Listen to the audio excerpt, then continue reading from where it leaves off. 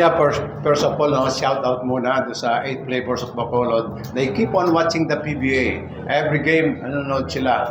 Sana mabusog kayo dyan. Okay? And regarding that game, nakita naman natin ang difference nung nung last game tsaka game ngayon. In terms of rebounds, out-rebounded sila. And then there's no pass break points para sa talk and text.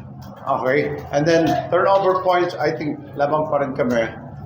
That's one thing. It's a sign na the hustle and hard work at talaga na andun makikita natin. Dahil last time nakita natin flat na flat kami and they thought na madaling talunin but they have a good plan last game, especially on defense, and then at the start, so we don't know yet what happened to us but I told them na just be patient. This is just a first half. Imagine 5 straight 3 points, So, mabuti na lang ng bandang huli, Pero still, 10 3 points pa rin sa kanila. We have to do something about their perimeter shooting.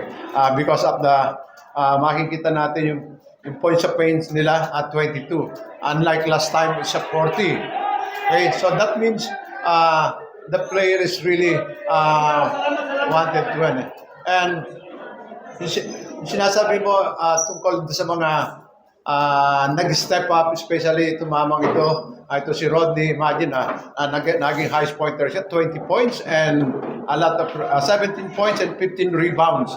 Yun ang na-miss ko sa kanya last time and 1, 2, 3, 4, 5 7 players in double figures, guys, and it's a team effort yung nangyari, and thank God we got this win. And now we open the floor to questions from the media. Congratulations. You mentioned yung bukod dun sa mga stars mo, nag-step up yung mga tulad ni Rodney. Kung conference nyo, parang bukod sa mga stars nyo, ang story, yung mga contributions, halos every game by nagka-contribute like si Rodney tonight and Piso Salas and Mototo. I think before the series, before the playoffs, we're relying more on the bench, and then almost ang average nila is 50-50. And tonight, nakita naman natin that's 42 bench points. Okay, with 96, so almost half, 45%. And last time, wala masyado nakita sa bench And then I think we're able to solve the problem we had last time because at the start nagpanic agad kami, marami kaming ginawang substitution, but this time I stick to the normal rotation namin. Sabi niya, very intense yung game tonight. Napakalaking bagay na kahit 14 to start ang TNT, 16 point lead, unti-unti na bulan niyo yun at eventually na-control niyo yung laro. Wala namang nanalo sa first quarter lang. So, alam naman namin na apat naman yung quarters na yan. Alam na makakabalik kami. Yung gusto talaga namin manalo ngayon. Mahirap kasi ma-down 3-2 dito sa series na to. Tapos siguro naging motivation din sa amin yung sama ng pagkatalo namin last game. So talaga namin bumawi. And thank God na nakuha namin yung panalo ngayon.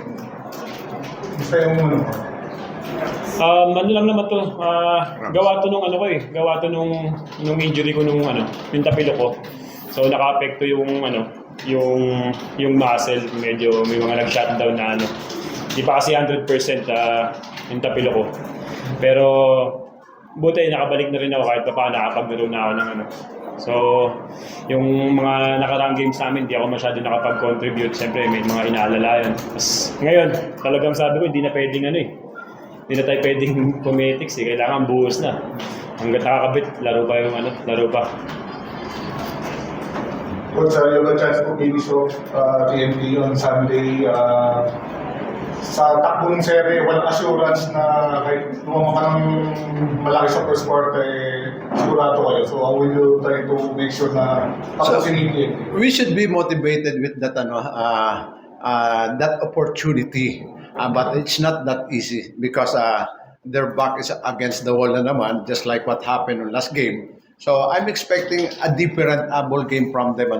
And it's up to us how to realize the situation is so that because everybody wants to finish this but there's no assurance. Basta gagawin namin we have to keep on working hard and try to know and realize what's really happening in the game dahil alam naman natin this is a game of adjustment. Good evening, Coach. Update lang dun sa knee injury ni Junior kanina. Yeah, I think may strange siya dito dahil nadaganan and then something happened but I have to thank him. I'm very grateful ako sa kanya dahil nakita natin he's a warrior dahil nakita niya the game is on the line and then he has to finish the game even though may pain pa siya nararamdaman. So pumasok siya because we know na his mere presence in the court it will have something advantage para sa amin and then nakita mo naman kahit paano he's trying to help kasi gumagalaw siya because of a painkiller lang So, Game 6 ano pa rin ba? Hopefully sana makabalik siya but let's see what will happen tonight until tomorrow dahil kailangan namin ng therapist pa-check up siya dahil we cannot gamble his health dahil I don't care kung matalo kami o manalo basta ang health ng mga players kailangan yun ang binibigyan namin ng pansin pero kanina nung tumingin ako sa kanya sabi niya okay siya so we tried and then yun naman nakatakbo pa rin siya kahit paano naka-rebound but he's not 100%. Rodney, may natitira pa ba sa tangke for Game 6 and 7 if ever? Oo, nagsisimula pa lang kami. Joke lang.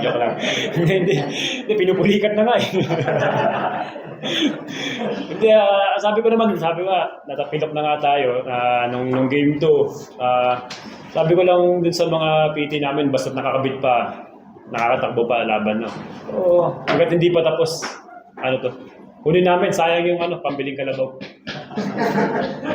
Rodney, grabe yung nabilihan ni Gizia.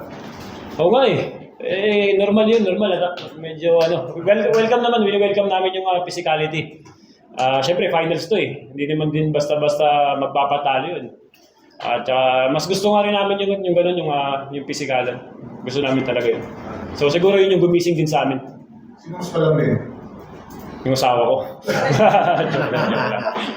And with that, we end our post-game press conference. Thank you, gentlemen, for your time. Good evening. Thank you. Thank you.